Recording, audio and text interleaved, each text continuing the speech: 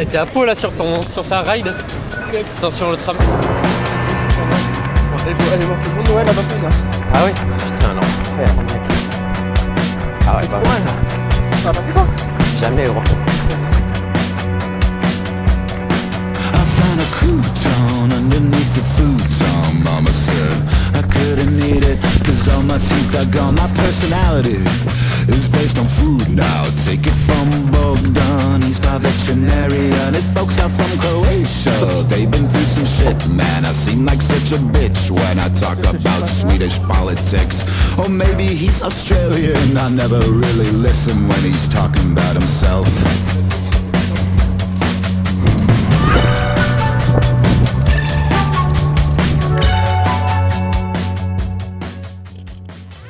Rentrons directement dans le vif du sujet. Donc ça c'est TradingView, c'est un outil qui est 100% gratuit sur lequel, je ne vais pas dire la totalité des traders, ce serait mentir, mais une grande partie des traders particuliers ou même potentiellement professionnels, ça j'ai pas l'info, font leur analyse. C'est quelque chose qui est 100% gratuit. Il y a des plans payants évidemment, et les plans payants sont faits pour si tu commences à vraiment donner du temps et de l'énergie au trading. C'est-à-dire que tu auras plus d'alarmes, etc. Enfin, moi par exemple, je paye le plan payant, je paye le niveau 1 ou niveau 2, je sais pas, sachant qu'il y a 3 niveaux. Il y a des plans qui sont assez chers, mais attends toujours le Black Friday ou les soldes ou un truc comme ça pour prendre le plan parce qu'il y a souvent des méga grosses réductions, genre moins 70% à l'année. Donc c'est vraiment intéressant d'attendre ces moments-là pour prendre un plan payant. Donc TradingView, ça se présente dans la manière suivante. Donc on a notre graphique qui se trouve ici. Sur l'abscisse, on retrouve les heures et la date d'aujourd'hui. Et sur les ordonnées, les niveaux de prix. Alors ici, on peut voir ici que je suis sur Euro-USD. Et en fait, dès que tu cliques sur ce bouton-là, tu peux choisir n'importe quoi. Tu peux te faire aussi des listes, donc par exemple BTC, et BTC, il y a BTC-USD, il y a USDT, etc. Par exemple, si on va sur chat USD, ça c'est le gold contre le dollar, qui est... Elle est vraiment impressionnante cette courbe, c'est vraiment méga impressionnant. Bon bref, ici donc c'est tes paires, c'est-à-dire une paire, par exemple le dollar, contre une autre. Quand on a Euro-USD, l'euro va être la monnaie indexée. C'est-à-dire que ici, si on achète, c'est-à-dire qu'on parie à la hausse, on va acheter de l'euro et vendre de l'USD. Par contre, sur USD CAD, quand le prix monte, c'est l'USD qui prend de la force, donc le dollar, et le CAD qui en perd. Ça, c'est hyper important à savoir. Donc, quand on achète Euro-USD, eh bien, on achète de l'euro, on vend du dollar. Quand on vend Euro-USD, on achète du dollar et on vend de l'euro. Ça, c'est super important. Moi, je suis un trader qui trade uniquement sur l'euro-dollar. C'est une paire où il y a beaucoup de volume, beaucoup de volatilité, parce qu'il y a beaucoup de personnes qui la tradent, donc c'est assez facile. Je ne vais pas sur les paires exotiques parce que je perdrai du temps et de l'énergie et c'est pas ce que je veux. Donc, si j'ai un conseil, c'est que tu trouves une paire qui te correspond. Ça peut être différente que Euro-USD, même si je te la conseille, et te focaliser dessus. C'est super important de commencer à connaître comment réagit ta paire de monnaie selon le temps. Donc te concentrer au début sur une seule paire. Et là je t'ai montré de la crypto, je t'ai montré de la matière première, mais il y a aussi toutes les actions. Par exemple, si on tape Tesla, eh bien, on va avoir le Tesla indexé au Nasdaq, quelle est son évolution. Voilà. Donc, toutes les personnes qui disaient que Tesla était morte en mars 2025 parce que Trump était passé, je ne vais pas dire je le savais parce que je n'ai pas investi dessus. Revenons sur notre paire de l'euro. Ce qui est très intéressant sur TradingView aussi, c'est qu'on peut changer les unités de temps. Les unités de temps, c'est ce qui se trouve ici. Donc il y a différentes unités de temps. Il y a la journée, la semaine, il y a du 4 heures, c'est-à-dire qu'une bougie ici, un chandelier japonais, représente 4 heures de temps. Si on se met en weekly, une seule bougie va représenter une semaine. Et ce qui est très très bien, c'est que plus on monte en unité de temps, plus on a une vision globale de ce qui se passe. Et qu'on peut analyser qu'est-ce qui s'est passé et pourquoi ça s'est passé de cette manière-là. Plus on descend, plus on va être précis, on va sniper. Donc on va souvent faire des analyses en grosse unité de temps, notre analyse en daily H4, weekly c'est très rarement. Weekly, ça va être au niveau de la liquidité.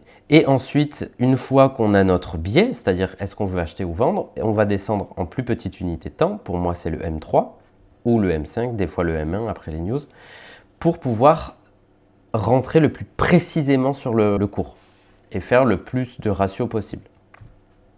Je reviendrai sur les notions que vous ne comprenez pas ensuite. Aussi, ce qui est important de savoir, c'est qu'il y a différents styles de trading. Il y a 3 types de trading. Il y a du swing trading, c'est-à-dire que c'est des positions qui vont être ouvertes sur plusieurs jours, plusieurs semaines, plusieurs mois. Donc là, on va valoriser le weekly, le daily, le H4 pour faire nos analyses et rentrer sur le marché, parce que ça va être des grosses unités de temps. Il y a le day trading, qui va être un trade qui dure 1 à 2 journées maximum. C'est vraiment des trades qui durent peu de temps. Et il y a le scalping. Le scalping, c'est des trades qui durent vraiment quelques secondes, voire minutes. Ça peut aller jusqu'à 15 minutes. Et ces 3 types de trading correspondent à 3 types de personnes. Si tu es quelqu'un qui veut avoir moins de stress, par exemple, je te conseille de t'orienter vers le swing trading. C'est-à-dire que tu prends peu de positions, les positions durent plus longtemps et c'est moins énergivore. Par contre, si tu as du temps et que tu as envie de tester le scalping, ce que je ne te conseille pas, moi j'ai essayé, ça ne me convient pas du tout.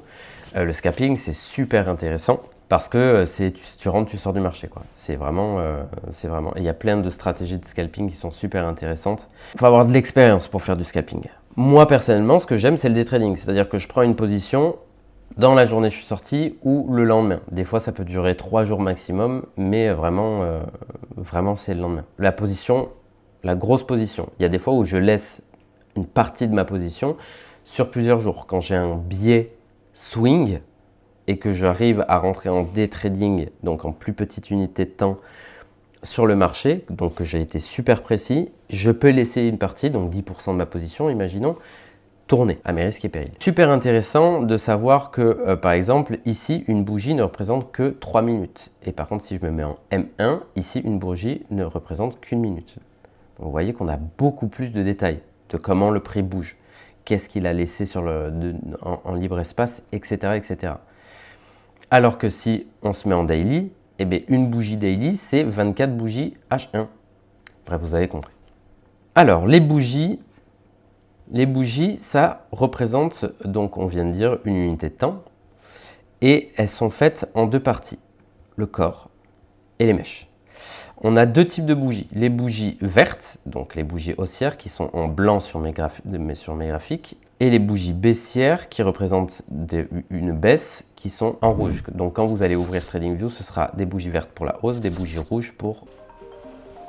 Excusez-moi, c'est ma chérie qui m'appelle, je la rappellerai plus tard. Messagerie.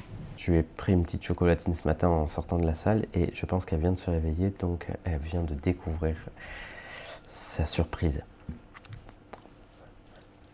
C'est important de faire des surprises, à mon sens.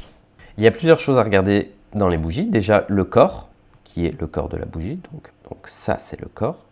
Et ensuite, les mèches. Quand on a une bougie haussière, donc une bougie verte, le bas de la bougie va être l'ouverture.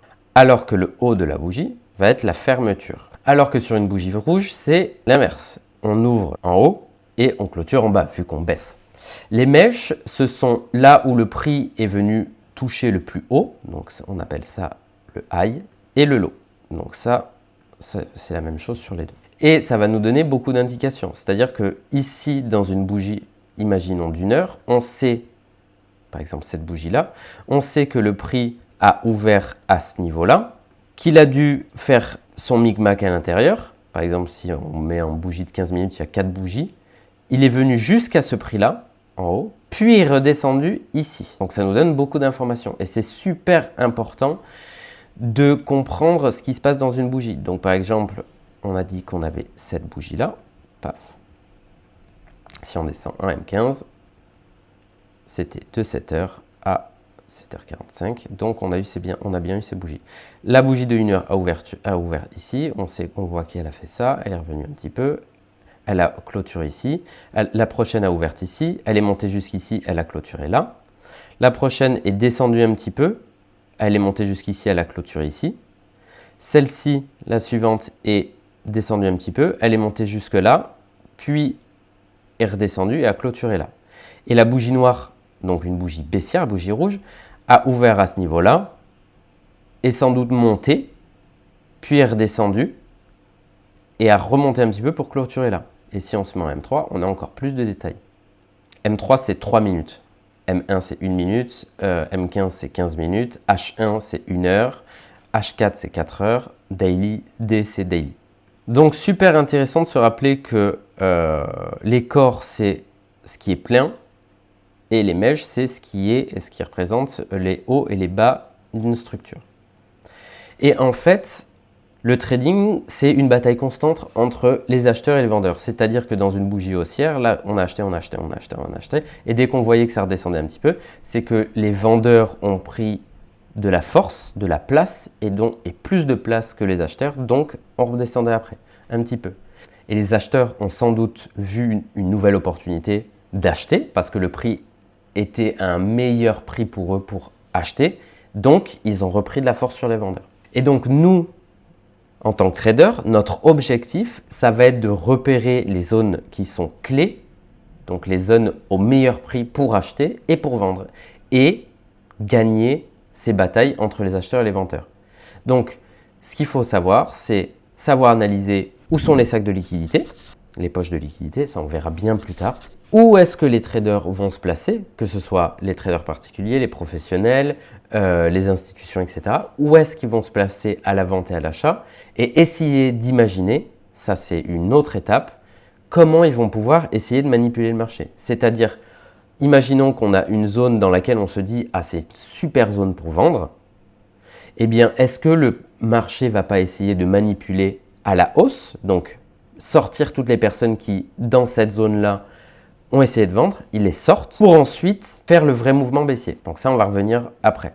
Mais ce qu'il faut retenir, c'est que nous, en tant que trader, il faut qu'on repère les meilleures zones, les meilleurs prix pour acheter et vendre. Et je vous donne rendez-vous sans doute demain parce qu'il est 8h48 et la journée du barbier va commencer. Donc, hasta la vista. The doctors do activities that involve the trade of rotten teeth of exotic breeds, especially. Is Bogdan my enemy? Does he want the best for me? What's he doing with my teeth? Is he taking them to Australia?